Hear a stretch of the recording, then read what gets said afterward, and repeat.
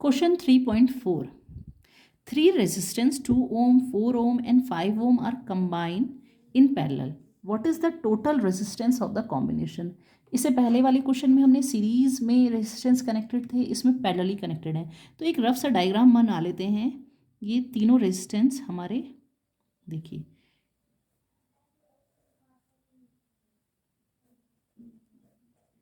ये R1 कितना है हमारे पास 2 ओम और R2 हमारे पास कितना है 4 ओम एंड R3 कितना है हमारे पास 5 ओम. ये क्या है पैरेलल कनेक्टेड है. पैरेलल कनेक्शन अगर रेजिस्टेंस का है तो उसका फॉर्मूला क्या होता है 1/R. टोटल जो नेट रेजिस्टेंस आएगा वो क्या आएगा 1/R. R1/R1 प्लस 1/R2 और प्लस 1/R3, क्योंकि तीन रेजिस्टेंस कनेक्टेड है. अगर 4 रेजिस्टेंस कनेक्टेड हो जाते तो हम 1/R4 ले लेते. तो 1/R1 कितना आएगा 1/2, 1/R2 कितना आएगा 1/4 एंड 1/R3 कितना है 1/5. तो सबसे पहले हम इसको सॉल्व करने के लिए कैसे करेंगे सिंप्लीफाइड 2, 4 और 5. 2, 4, 5 का एलसीएम कितना आएगा 20.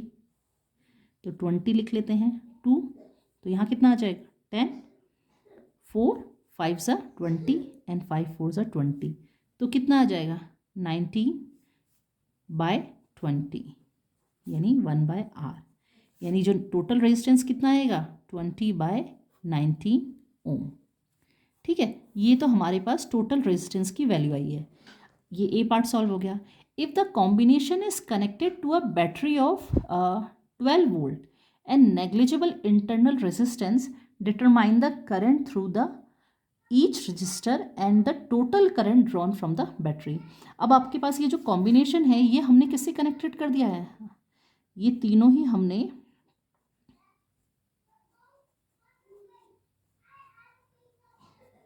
ये किससे कनेक्टेड किया है, हमने एक बैटरी से करा है कनेक्टेड. और उस बैटरी का कोई इंटरनल रेजिस्टेंस नहीं है, यानी स्मॉल आर क्या है 0 है. तो ये बैटरी का जो ईएमएफ है वो क्या है 20 वोल्ट है. और R1 हमने इसमें 2 ओम, R2 4 ओम एंड R3 5 ओम. अब हमसे ये पूछा है इसने कि determine the current through each resistor. Because ये तीनों ही रेजिस्टेंस क्या है पैरेलली कनेक्टेड हैं. तो इनमें और इनकी रेजिस्टेंस वैल्यू अलग है, तो इन सब में क्या है करंट डिफरेंट फ्लो करेगा. इसमें I1, इसमें I2 और थर्ड वाले में हमारा I3 करंट फ्लो करेगा. अब हमसे पूछा है कि I1 की वैल्यू क्या होगी, I2 की वैल्यू क्या होगी और I3 की वैल्यू क्या होगी. देखिए जो अगर ये तीनों रेजिस्टेंस क्या है पैरेलल में कनेक्टेड है ना, तो पैरेलल में कनेक्टेड है यानी R1 के अक्रॉस भी हमारा वोल्टेज कितना होगा 20 वोल्ट का होगा. R2 के अक्रॉस भी वोल्टेज कितना होगा 20 वोल्ट. और R3 क्योंकि पैरेलल में जो कनेक्शन होता है तो वोल्टेज क्या होता है इन दो पॉइंट पे क्या है ये सभी सेम पॉइंट पे कनेक्टेड है, तो इनके अक्रॉस वोल्टेज 20 वोल्ट का ही होगा. अब V = IR हम फॉर्मूला जानते हैं ओम्स रूल से. तो I कितना हो जाएगा V/R. तो ये फॉर्मूला बहुत सिंपल है. तो I1 क्या हो जाएगा V/R1, क्योंकि पैरेलल कनेक्टेड है. तो यानी I1 का वैल्यू V का वैल्यू कितना है 20 और R1 का वैल्यू कितना है 2, तो 10 एम्पियर है ना. तो I1 हमारा कितना आ गया 10 एम्पियर. अब नेक्स्ट क्वेश्चन पूछा है हमसे I2 भी ऐसे ही हो जाएगा V/R2. V कितना है हमारे पास 20 और R2 कितना है 4, तो 4 5 = 20. यानी I2 का वैल्यू कितना आ जाएगा हमारे पास I2 का वैल्यू भी कितना आ जाएगा 5 एम्पियर. अब थर्ड पार्ट में पूछा है हमसे I3 कितना आ जाएगा V/R3. V कितना है 20 और R3 कितना है 5, 5 4 = 20 यानी 4 एम्पियर. यानी I3 कितना है 4 एम्पियर. ये I3 की वैल्यू आ गई. अब इसमें पूछा है कि ये तो हमारे पास आ गया determine the current through each resistor and the total current drawn from the battery.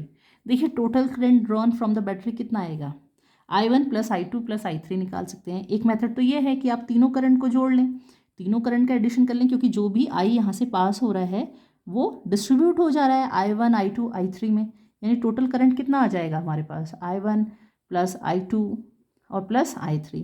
यानी इन सबको आप ऐड करेंगे तो 10 + 5 + 4 तो कितना आएगा 19 एम्पियर। ये टोटल करंट है। इसका एक मेथड आप ऐसे भी ले सकते हैं कि हमारे पास टोटल रेजिस्टेंस पता ही है हमें और V भी पता ही है, तो V equals to I R. तो I कितना आएगा, V अपॉन R। तो V हमारे पास V की वैल्यू कितने गिवन है, V की वैल्यू है 20 और नेट रेजिस्टेंस कितना है हमारे पास 20/19, यानी जब इसको सिंप्लीफाई कर लेंगे तो इससे भी आपका 19 एम्पियर ही आएगा। यानी आप किसी भी मेथड से सॉल्व कर लें, दोनों ही मेथड से आपका 19 एम्पियर ही करंट विड्रॉ होगा